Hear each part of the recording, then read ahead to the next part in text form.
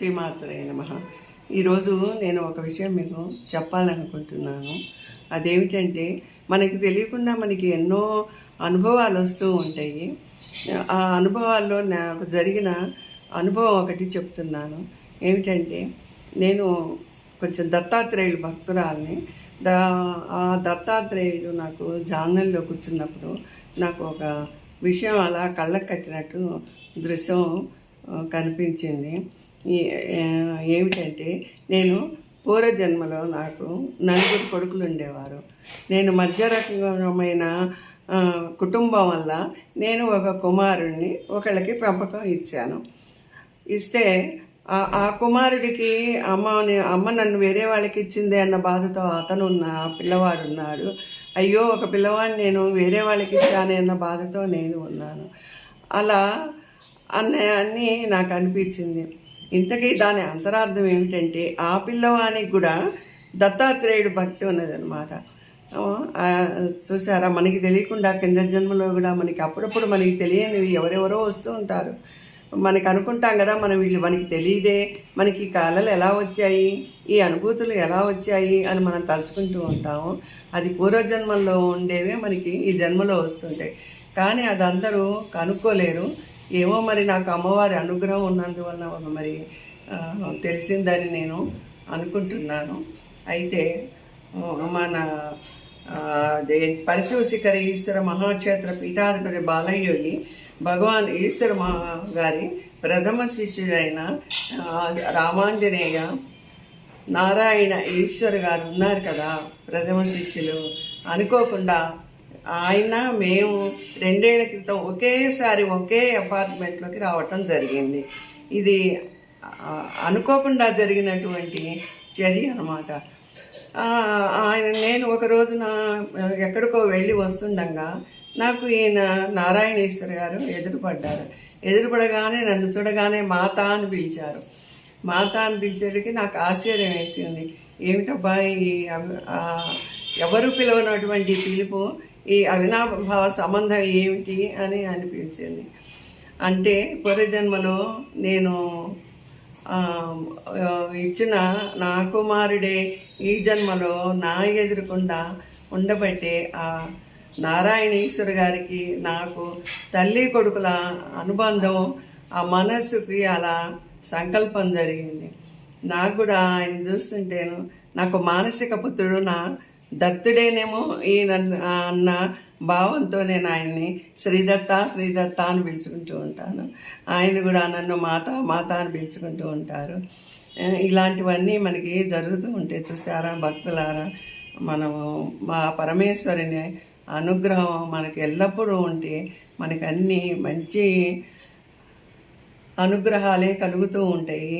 మంచి అన్నీను అనుభవపూర్వకంగా జరిగినటువంటివి తెలుస్తూ ఉంటాయి.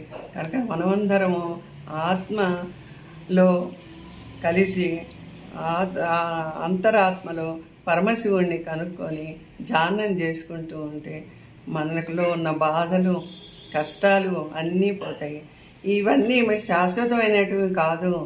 ఈ బాధలు కష్టాలు ఇవన్నీ ఆ రోజుల్లో రామచంద్రమూర్తి భగవంతుడు అవతారం అయినటువంటి రామచంద్రమూర్తి మానవ అవతారం ఎత్తినందుకు ఆయన కూడా బాధపడ్డారు. మహాలక్ష్మి అయినటువంటి సీతమ్మ వారు కూడా బాధపడ్డారు. కానీ కొన్ని రోజులకి అవన్నీ పోయినాయి కదా. అలాగే పాండవులు కూడా అంతే, ఎన్ని కష్టాలు పడ్డారు. మహాశక్తివంతురాలైన ద్రౌపది, ఆవిడ ఎంత కష్టపడింది, కుంతీదేవి ఎంత కష్టపడింది. కష్టాలనేవి ప్రతి ఒక్కళ్ళకి ఉంటాయి. సూర్యుడు చంద్రుడు, సూర్యుడు పోతే చంద్రుడు వస్తాడు, చంద్రుడు పోతే సూర్యుడు వస్తాడు. అలాగే ప్రతి జీవితంలోనూ మనకి వెలుతురు కంటే కష్టంలోనే భగవంతుడు ఎక్కువ కనిపిస్తాడు. ఎందుకంటే చెప్పనా, మనం ఆనందంలో సుఖంలో ఐశ్వర్యంలో ఉన్నప్పుడు మన భగవంతుడు గుర్తుకు రాడు. ఇదంతా ఇదంతా నా గొప్పతనమే అనుకుంటాడు. కానీ కష్టాల్లో ఉన్నప్పుడు మనకు భగవంతుడిని తప్పకుండా తెలుసుకుంటాడు మానవుడు. అందుకని కష్టాలు కూడా ఒక రకంగా మంచివే, మనం వాటిని తీసివేయాల్సిన అవసరం లేదు. అందుకని వాటిని తలుచుకుంటూ బాధపడకుండా మనం ఎప్పుడు మన పరిశివశిఖర క్షేత్రం నందున్న బాలయోగేశ్వర భగవాన్ గారిని ప్రార్థన చేసుకుంటూ ఆయనతో పాటు మన నారాయణేశ్వర గారిని కూడా అంతే ఇదిగా మనం భక్తిపూర్వకులుగా ఉందామని నేను మీకు అందరికీ నా మనసులో ఉన్న మాట మీకు అందరికీ చెప్తున్నాను. మీరు గ్రహిస్తారని నేను అనుకుంటున్నాను.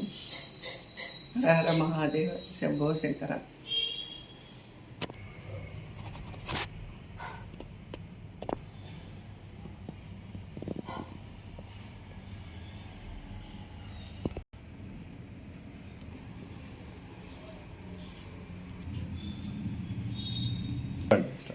అత్రి అనసూయలు ఆవిడ భక్తికి మెచ్చి శివుడు, విష్ణువు, బ్రహ్మ ప్రత్యక్షమయ్యి ఆవిడని వరం కోరుకుంటారు కదా. అప్పుడు ఆవిడ అంటుంది, మీ ముగ్గురు అవతారమూర్తులతో నాకు ఒక కుమారుడు కావాలి అని చెప్పి ఆవిడ కోరుకుంటుంది. వాళ్ళు దత్తాత్రేయుడిని ప్రసాదిస్తారు. ఆ దత్తాత్రేయుడిని చూడగానే అనసూయకి ఒక్కసారి మాతృత్వం ఆవిడికి అలా మనసులో నుంచి చెప్పలేని ఆనందంతో ఆవిడ చాలా తన్మయురాలే అనుభూతి చెందిందనమాట. అలాగే నాకు కూడా ఈ నారాయణ ఈశ్వర్ గారిని చూడగానే నా దత్తుడేనా, నాకు పూర్వజన్మలో ఈయనకి నాకున్న సంబంధమేనా అని అనిపించింది. ఈ అవినాభావ సంబంధం, ఈ అపూర్వమైన అనుభవం మీ మా అంతరాత్మలో కలిగినటువంటి మీ అందరికీ చెప్పుకోవాలని నాకు అనిపించి ఈ ఆనందాన్ని మీతో పాలుపంచుకుంటున్నాను. మీరు గ్రహించగలరు. మీ అందరికీ నాకు ఆరోగ్య ఐశ్వర్యాలతో ఉండాలని ఆ దత్తాత్రేయుని కోరుకుంటున్నాను.